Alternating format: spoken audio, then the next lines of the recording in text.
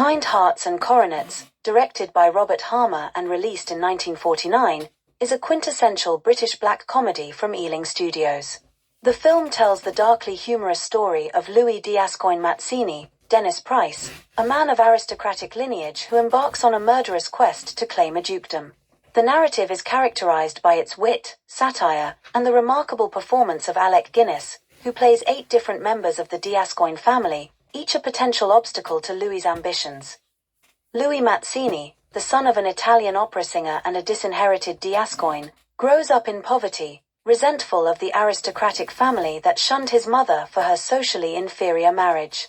Louis's mother had always reminded him of his noble heritage and instilled in him a desire to reclaim the title of Duke of Chalfont.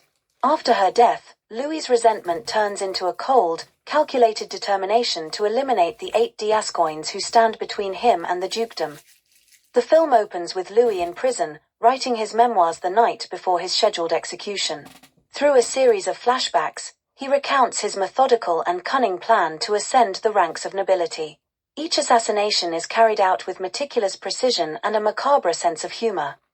Louis begins with Ascoyne D'Ascoyne, a banker, who he kills by sabotaging his boat.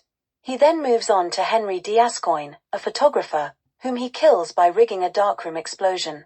Lady Agatha D'Ascoyne, a suffragette, meets her end when Louis sends a hot air balloon into a fatal collision. Next is Admiral Lord Horatio D'Ascoyne, who drowns when Louis arranges for his ship to be destroyed. General Lord Rufus D'Ascoyne dies in a hunting accident orchestrated by Louis, and young, teetotaler Henry D'Ascoyne Jr. is poisoned with a spiked drink.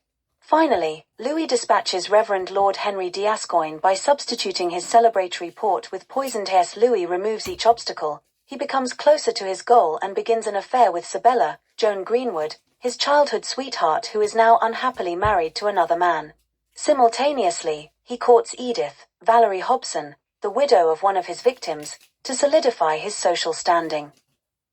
Louis's meticulous plan seems to be successful when he finally becomes the Duke of Chalfont. However, his triumph is short-lived.